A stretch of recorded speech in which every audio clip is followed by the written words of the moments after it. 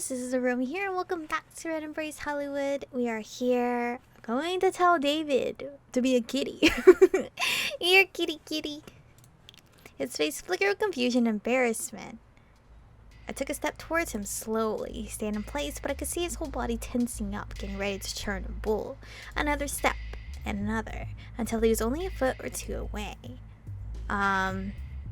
Shh, come here for just for a moment. You can't run away because you don't want to. And you don't want to. Now I'm gonna do the shh. At first he only stared at me, blinking, but the next moment he stumbled forward as if I was pulling him by an invisible string. Captured. David's not gonna be our pet in this game though. In this route. I curled my arms around him, gently tilting his head to one side, and the hunger in my gut jumped eagerly. Just don't shh. With a shuddering breath, he closed his eyes, weakly clutching my shirt. My lips met the side of his neck, fangs extending. I pressed them to his flesh. And sunk them in. Oh, okay. Hot blood flooded onto my tongue, down my throat, sending sparks of life into my dead body. It was pure bliss, not like food, not even like a buzz. It was a high, a delicious shock that ran through me and lifted me up. The blood pack from last night couldn't even compare. It was like tasting ambrosia after licking dirt off the ground. But it wasn't just a taste that made the moment euphoric. It was an experience, a predatory feeling of holding this mortal, who squirmed with pleasure as it fed from him. The faint whimpers leaking out from beneath my fangs, soft and sweet. Why was it so unnervingly satisfying? Slowly his body grew limp and my arms slightly trembling, chest rising and falling unevenly. I pulled back, licking my lips. I had almost gotten carried away and drunk too much. It was so hard to help myself. The young man was still slumped in my arms, peacefully unconscious. I could still feel his heart beating, and his skin didn't look too pale. He'd wake up before long, or so I hoped. But I couldn't waste any more time. I needed to head towards the garage to catch the meeting before it ended, so I decided I have to leave him, sorry.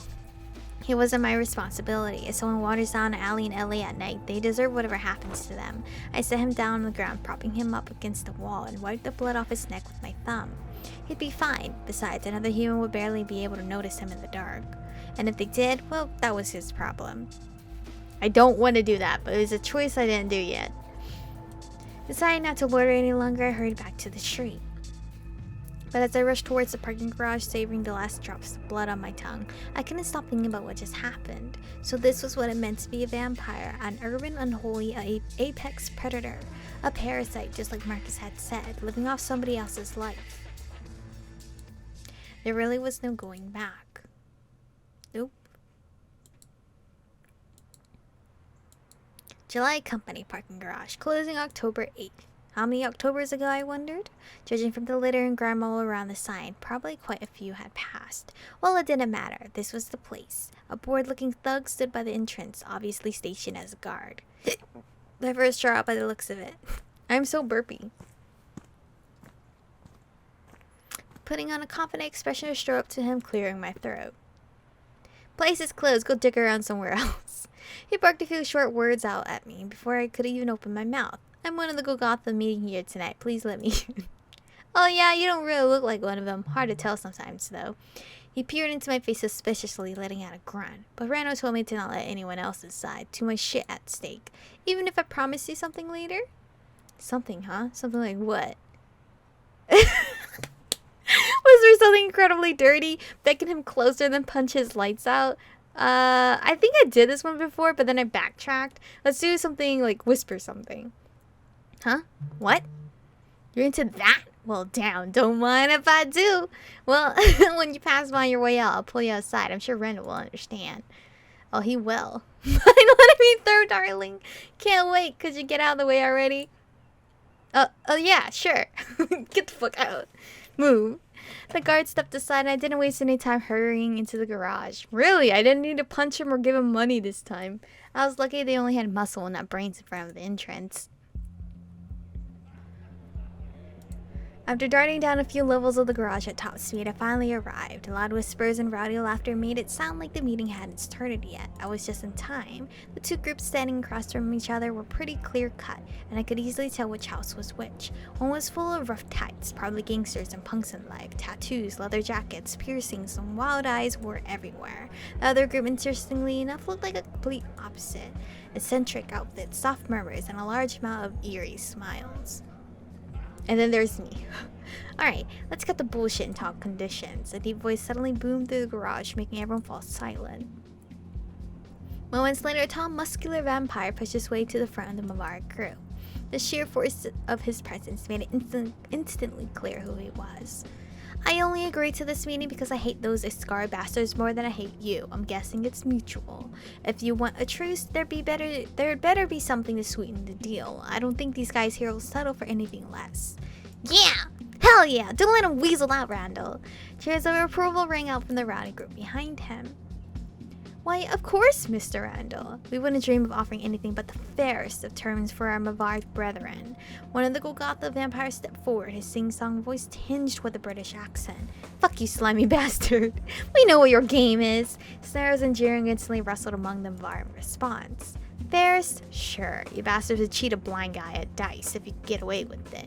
So, what are you gonna try to sell us? Fortune-telling services? Voodoo magic? We're gonna need something realer than empty promises.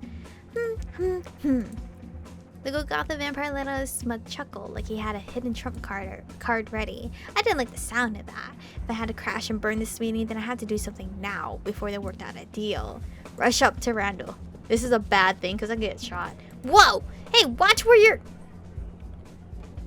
Pushing through the crowd of Mavar, I bolted up to Randall as fast as I could. I pulled out his knife and held it in my palms, trying to keep my face from revealing anything. Whoa, what the hell are you doing, kid? He glared at me, shocked and suspicious, and I realized that if I couldn't convince him, that accusing look might just be the last thing I'd ever see. Boss, I found this on one of their guys. This? Kid, I don't know what you're... What the... Cutting off mid-sentence, Randall glanced down at the knife in my hands. Then his eyes slid back up to mine, meeting my gaze wordlessly for a few moments. You got this from... one of those crazy guys. Who else? He took a deep breath. Those they stole it from me? I don't even know how we stole it from him. Holy hell. Excuse me? Mr. Randall, would you mind explaining what's going on? The leader of the Golgotha group called over to us, clearly confused. Damn it, I can't deal with this shit right now. Mr. Randall, awfully sorry to interrupt, but we'd really like to present our Get the fuck out of here. All of you bastards, meeting's fucking cancelled. Randall's angry command echoed through the garage, loud enough to make a few vampires wince. And you guys, make sure these motherfuckers scurry back to their rat holes. He addressed his own group with a low growl, which was met with hurried nods and eager knuckle cracking. I'll meet you outside in a little while. Go on, get going. Alright, you heard the man. Come on, let's go. Very short meeting. Within seconds, the garage turned into a chaotic mess of Golgotha vampires spinning off rabid Mavar, who pushed and shoved them to the exit. It was easy to tell how much Randall's group was hungry for a fight, but the Golgotha vampires stayed placid. They refused to give the Mavar what they wanted. The confusion and shouting went on for a few hectic minutes, but eventually the garage emptied.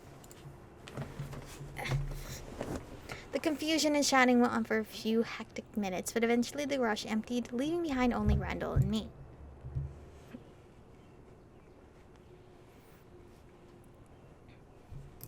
Man, he has some balls.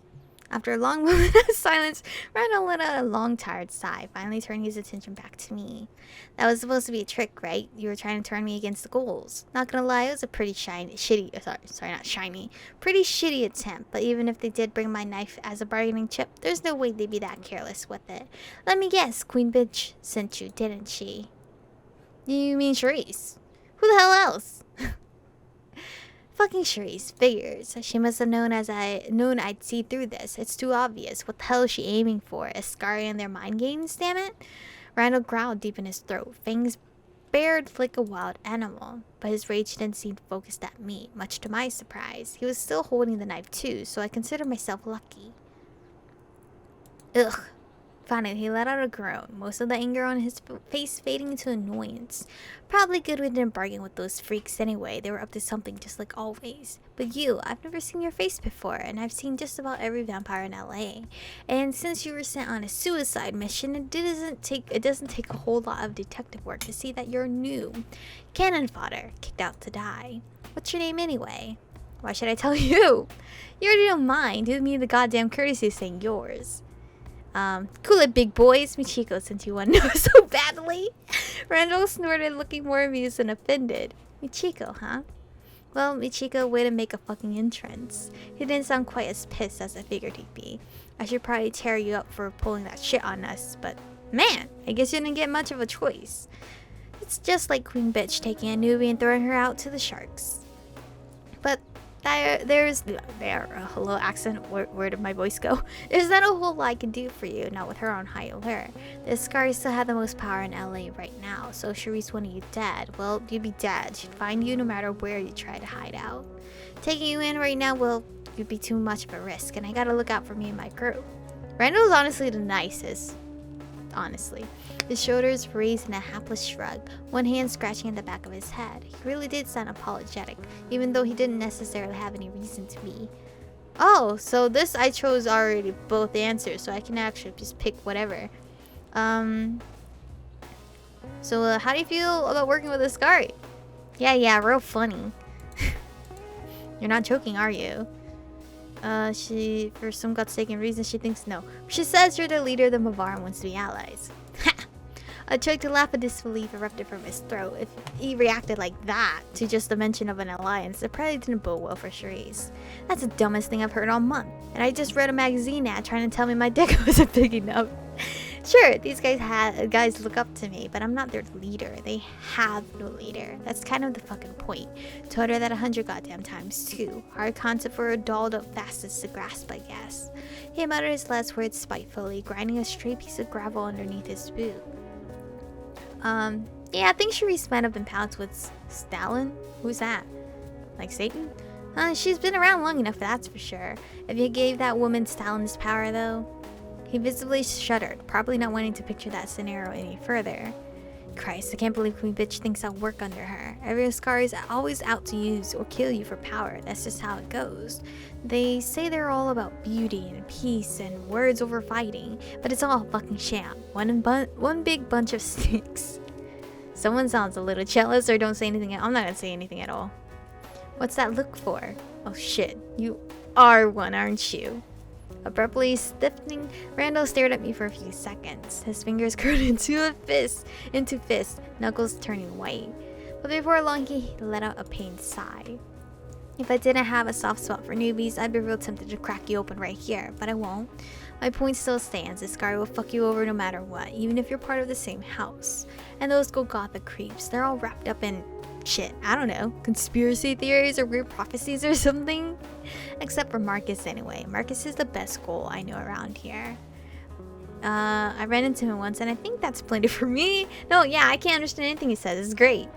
I don't think most people can. It's hard to pick out the wisdom from this poetic bullshit. Markus, man, I used to hate his guts, since he was always playing nice with Queen Bitch. Not to mention that slow, preachy way he talks. But then, when I shut up and actually listened to what he said, I realized he's got it all figured out. The politics, the mind games, everything. Randall paused, shaking his head in bemused awe. He didn't seem like the type of guy who would respect just anyone, so the fact that he thought so highly of Markus must have really meant something. That guy could be king of Los Angeles if he wanted to. Hell, probably the whole world. But instead he just hangs out in his porn store and sells giant rubber dicks. Really makes you think, doesn't it? Randall clutched his stomach, doubling over as if he just cracked the best joke of the century. And that leaves your house, Mavar, right? You got it. Not a whole lot to say about us, really. Mavar don't complicate shit. We just don't stand for unfair rules, and Queen Bitch is full of them. Vampires should be able to do whatever the hell they want. No murder sprees and no revealing your nature in public. Aside from that, we like to live our own lives as we damn well please. Excuse me. Usually on the wilder side. Got a problem with another vampire? Face them head on, no politics. That shit's for the Scari. We're beasts after all, and Mavar don't hide from that. We embrace it. So being a vampire is an excuse to ignore law and order. Sounds a little barbaric. I don't like either of these choices, but I'm gonna end today's episode off anyway here, because I don't like any of those choices. Thank you guys for watching today's episode. Stay beautiful, and I'll see you guys in the next one.